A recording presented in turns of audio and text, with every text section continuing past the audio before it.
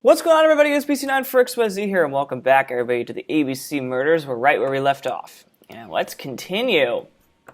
So we are going to actually head over to the ABC Cafe. ABC Cafe, the Ginger Snap Cafe is what I'm trying to say.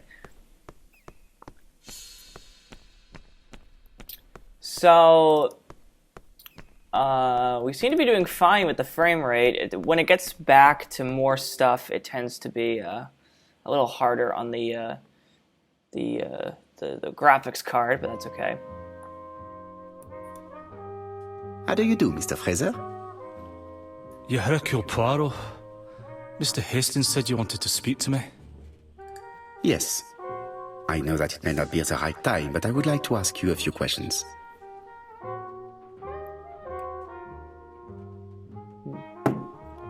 Damn right I would. Let's observe him first. This man looks suspicious.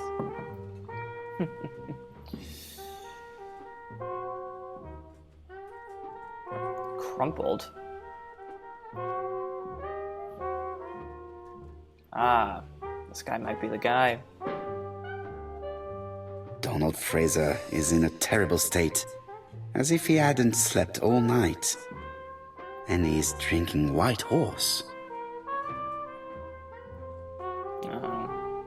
Leave me alone. No. Tell me that it's a mistake. That Betty isn't dead. Sadly, your lady friend has been murdered, Mr. Fraser. Oh, Betty, if only you'd listened. Listened?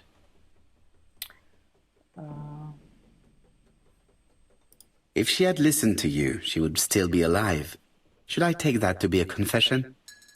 With that sort of thinking, you must send a lot of innocent men to prison. Under different circumstances, I might even find you amusing, sir. Sir. It's no time for amusement, Mr. Fraser. It is time to find your fiancé's killer. Did you know what her plans were for the evening? She said she was having dinner with her sister.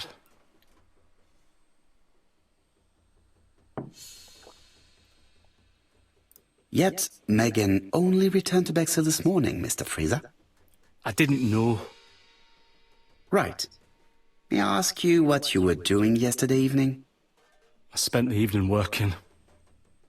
Your colleagues can confirm this? No, I often take work home with me.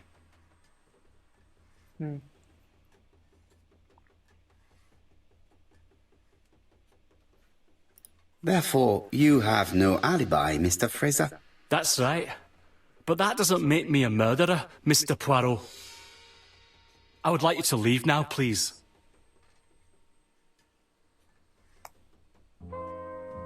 Ah, I knew I'd find you here, Poirot. I thought the victim's young man was here. Yes, is all yours, Chief Inspector. Let us now try and get our brain cells to work. I mean, we did our best. He's not in a very good state anyway, so...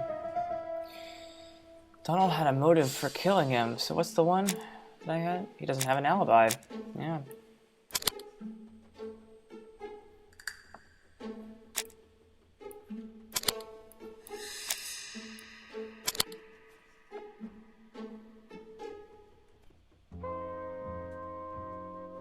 Yeah.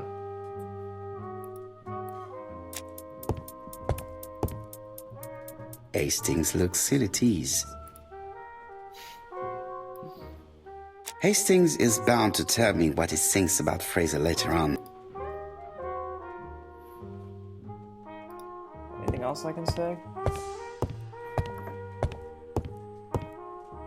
No need to insist.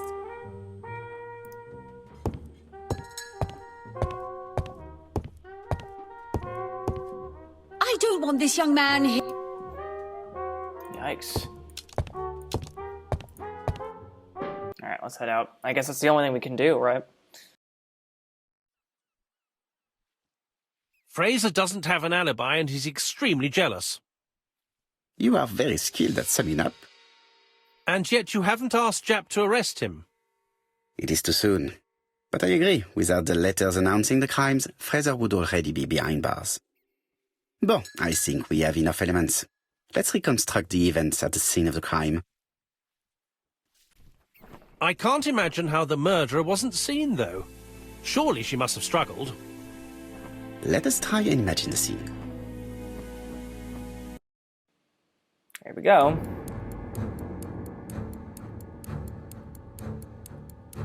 Let's do it. The killer and the victim are walking on the beach. Miss Betty has a bag, a belt around her waist, and carries her shoes in her hand. Both of them walk slowly to hut number 5.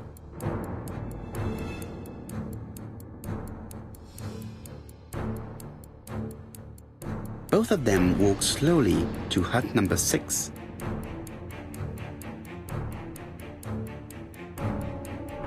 Miss Betty enters the hut. She leaves without her belongings. Then she hides a coat.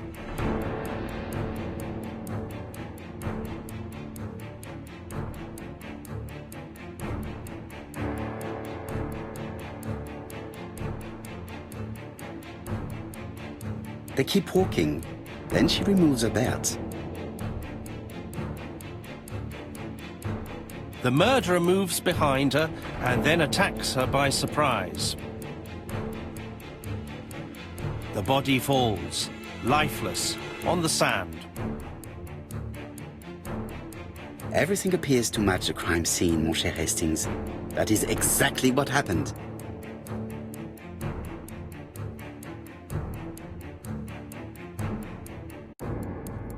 Okay.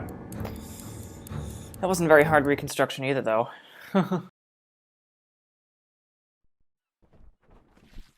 Without the ABC, we might have suspected Mr. Asher and Mr. Fraser. But by timing his crimes, the murderer is making sure he's accused. In a way, it is very generous of him. Generous? The murderer seduced Betty in order to lure her to the beach and kill her. Indeed, the young woman was certainly careless, but not stupid enough to follow a stranger. What are you planning to do, Poirot? Return to London, mon cher Hastings. I mean, there's nothing else to really do right now, is there?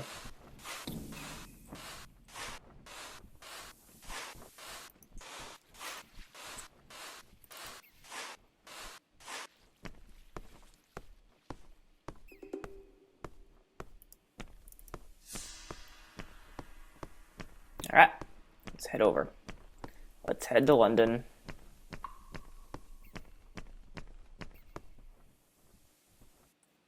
Here we go. Cool.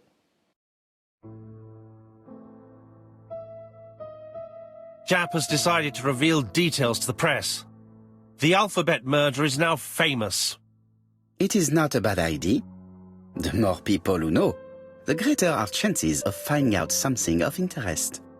Poirot, I have a bad feeling.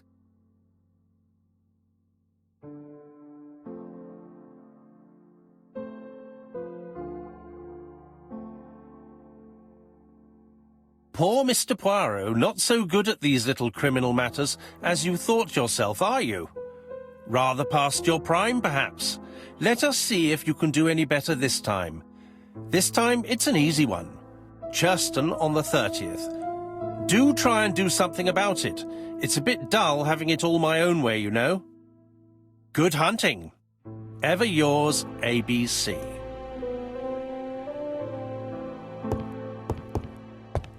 Good hunting. Did you hear that, Poirot? The murderer seems to be taking it all as a game, a challenge. He will strike on 30th in Churston. We must warn Scotland Yard.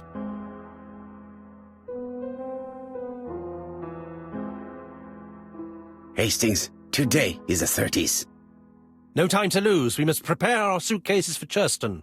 Mon Dieu, it is already 10 o'clock. I will call Scotland Yard immediately.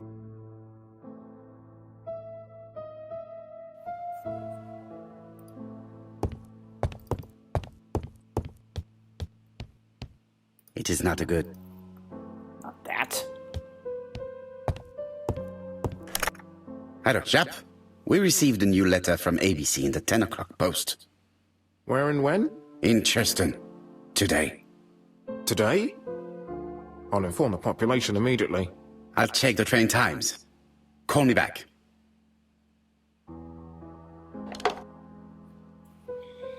It is not a good time. Daily Flicker, July 30. In this issue, Daily Flicker. Okay, I don't know where to go the train times. Where are the train times? Ah, some cool air.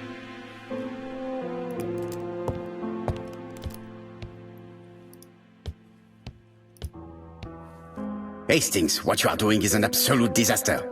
That is no way to pack suitcases. Heavens, we must hurry. We have to get to Churston before the murder. You're right, Hastings. It is an emergency. At last, Poirot, you're being reasonable. Poirot, you were right. I've just consulted the ABC guide. There's no hurry. The next train doesn't leave till 11:45. You see, there is no need to hurry. We will not be in Churston until tomorrow morning, after the murder. But why has the murderer warned us so late? It's not what he usually does. Did he do it on purpose? Very good question, Hastings. Never We should know. also compare the letter we have just received with the other two. Although I have very little doubt about what we will find.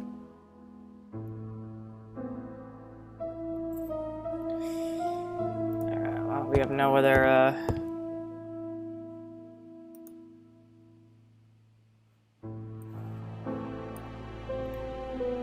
We've missed the 6:45 train, but we have plenty of time to catch the night train.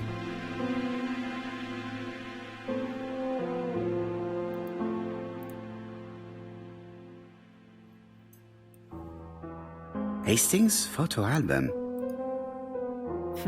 He's very impressive. Let's take a look.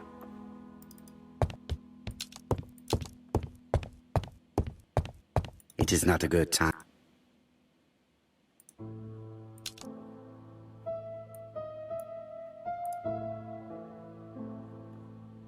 Poor Mr. Poirot. It is not a good time. Hey, can I... It is not a good...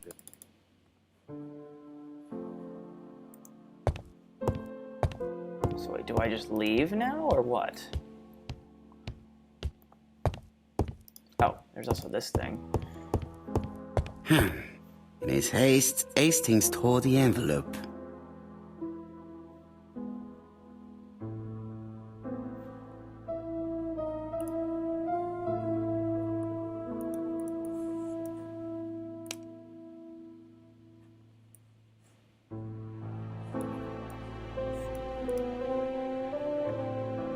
It is not the right time.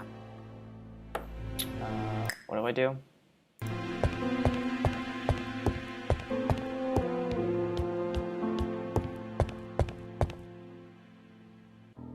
Right, let us compare this new letter with the second one. Okay. Let us examine this more closely. Certain characters in the two letters may have similar defects. You mean... Yes, the A appears to be quite unusual. I don't see anything. That's right. The A characters in the two letters do indeed have the same defects. Okay. I have to find some... The I? Yes, this... Right. Let us come... We've done this before. Yes. The I characters in the two letters do indeed have the same defects. I have to find some... What about the T? Let us examine the Nope, not that one. the double... Right. Let us come... Of course, the W characters in the two letters do indeed have the same defects. My theory was right. These two letters were written with the same typewriter. As the other one was as well. Wow. Let us now try and get our brain cells to work. There we go. Why did the murderer warn us so late?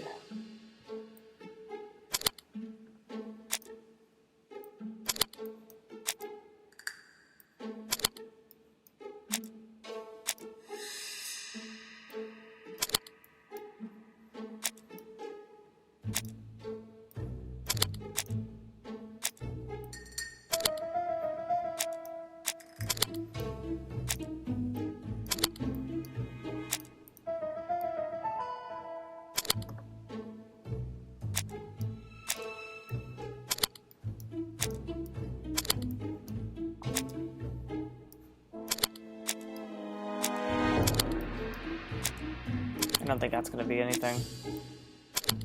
There we go.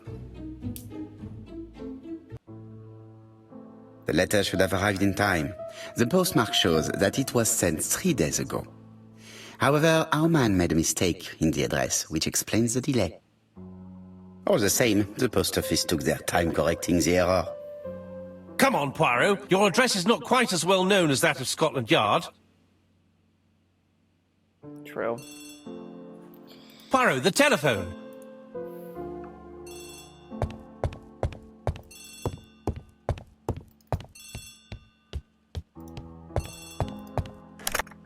I have some news from Churchton.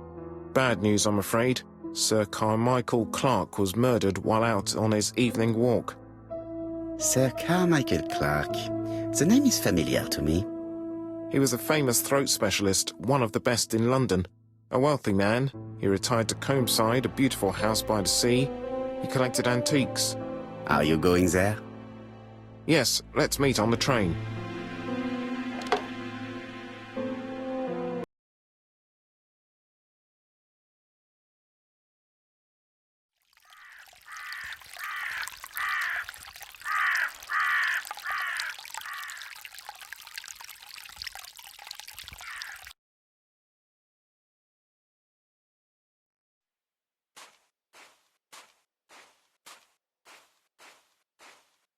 The victim is called Sir Carmichael Clark, one of the best throat specialists in London. The body was still warm when we found it. If we had been warned earlier, we definitely could have saved him. It appears that the murderer made a mistake when he wrote his letter. A mistake? Lucky for him. And what if he did it on purpose? No. He's defined his madcap rules and he's sticking to them. It's a matter of pride for him. Shall we go up to the house, Poirot? You go, my friends. I will come soon. Well, first of all, what an awesome view. I know that's really ironic, but...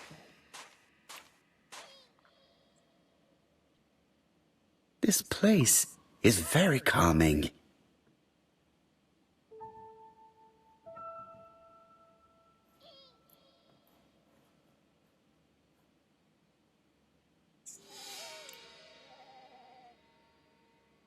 The site is exceptional.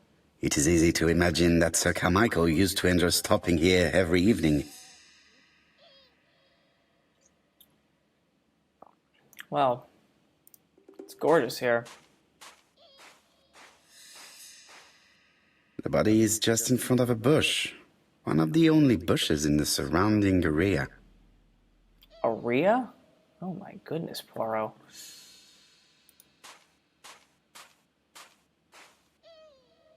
This is what was on his Jab has person. emptied the victim's pockets and has laid out their contents on this piece of wax cloth.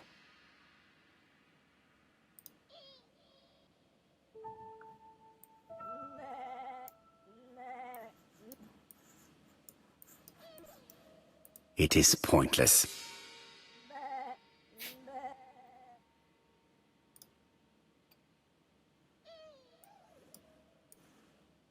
An oriental dragon. It's an old piece, much older than the pocket watch on which it was fastened.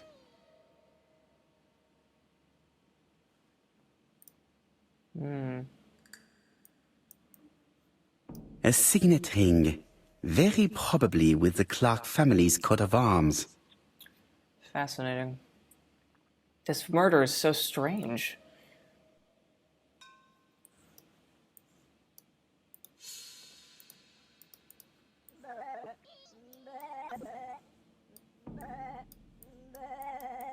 Nothing appears to be missing from this wallet.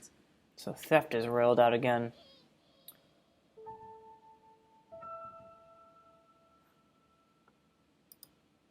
Ah, an ABC guide. On C. Yep. An ABC guide. The murderer's customary signature, covered in blood this time. Yikes. Apart from the wound to the throat, the body is untouched. No cuts, no bruises. Yikes.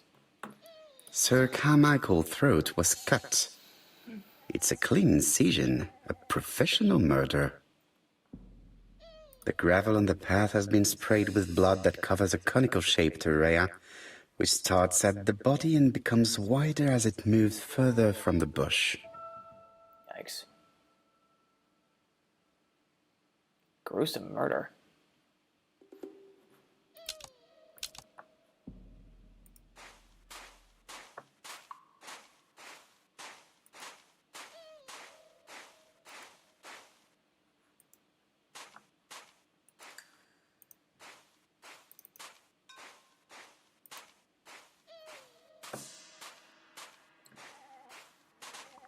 I'm not going to leave now. You still have clues to find? Where?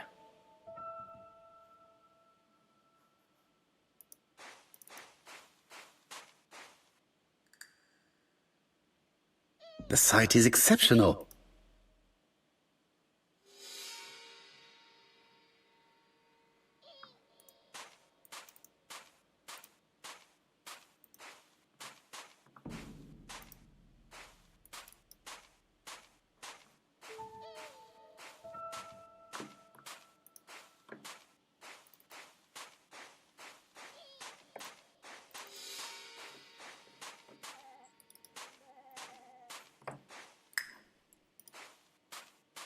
The vegetation behind the bush has been trampled. I didn't even see Let us that. now try and get our brain cells to work. Okay.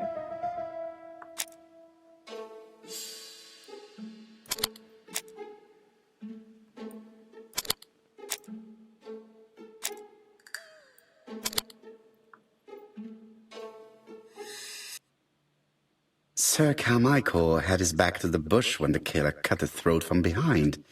A fatal blow that sprayed blood over a range of more than 1 meter. Let us now try and get our brain cells to work. Yikes. It's very possible he didn't even see the murderer.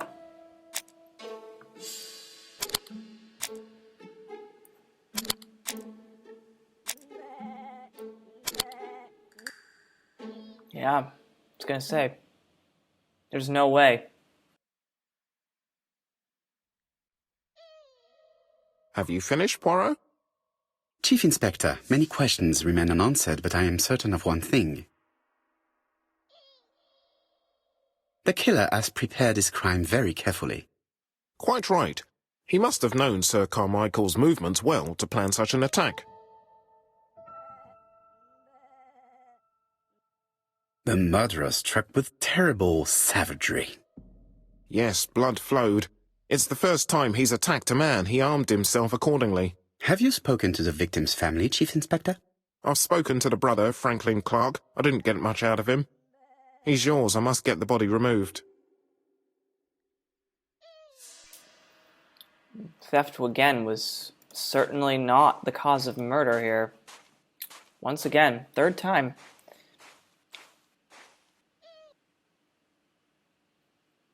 It's become incredibly obvious that theft is not what he wants. To be honest, this inspector seems rather obtuse.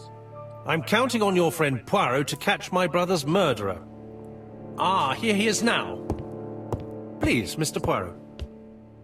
Mr. Poirot, this is my brother's secretary, Miss Thora Gray. Pleased to meet you, Mr. Poirot. Would you like some tea? No thank you, mademoiselle. I find it hard to digest.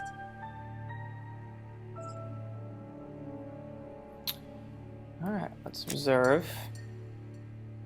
There is something elegant about her. What's with the music?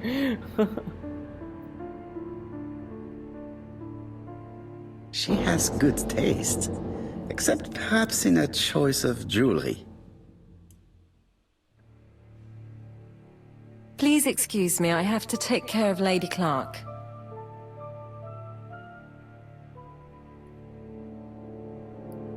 It is a once-in-a-lifetime opportunity to question him. Okay. My brother's wife is gravely ill. You will probably want to question her, but I fear that it won't be possible today.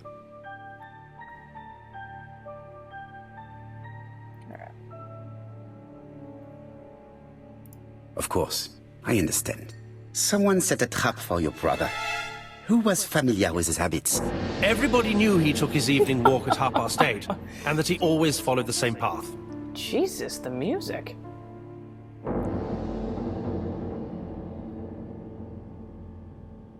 Everybody, including you? Naturally. What were you doing last night? After dinner, I went to my bedroom. At 11 in the evening, the telephone rang. It was the police. I went to look for my brother.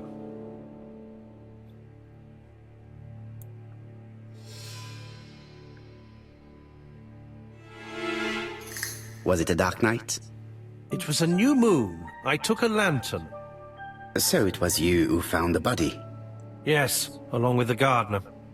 Have you seen any strangers around the house recently? No. As far as I know, nobody has been near the house. Okay. Miss Clark. Oh, Lady Clark must have fallen from her chair. I have to help Miss Grey get her up. Hastings, while our host is gone, let's examine the drawing room. But, Poirot, a gentleman shouldn't... I take full responsibility. All you have to do is to leave the drawing room door ajar and let me know if anyone is coming.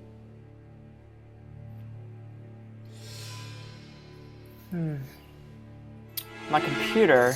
There are some very valuable objects here. My computer does not like this room. Must be the lighting. The light rays, you know. Just happens to be that way, probably. A turtle. I don't know what this has to do with Dragon. Sir Carmichael showed himself to be very consistent in his collection's theme. A dragon. I don't know what this has to do with anything. A tiger.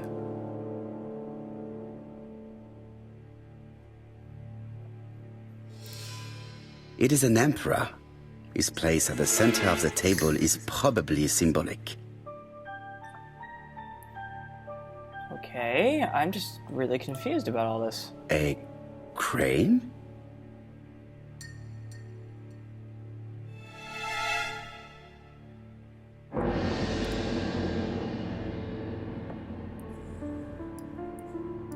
Comside's private collection, purchases since 1920. The catalogue for Sir Carmichael Clark's collection. Interesting.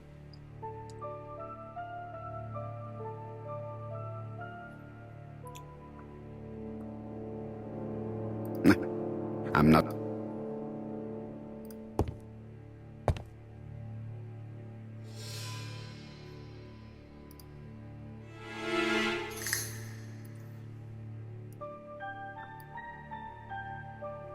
Compass, point to the south.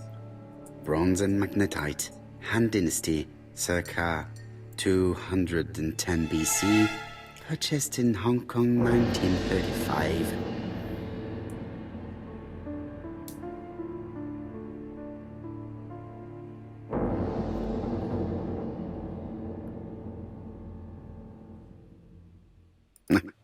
I'm not...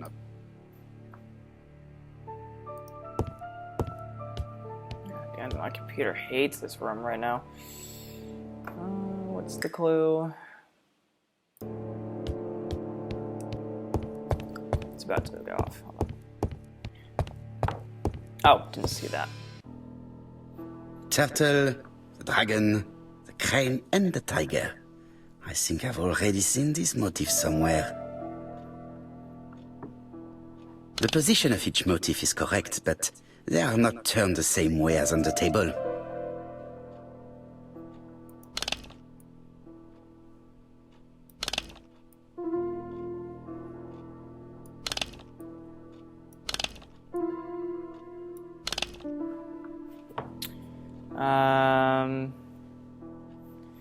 Why don't I figure out this puzzle when we come back, guys? Thank you so much for watching, and I will see you guys next time on Agatha Christie, the ABC Murders.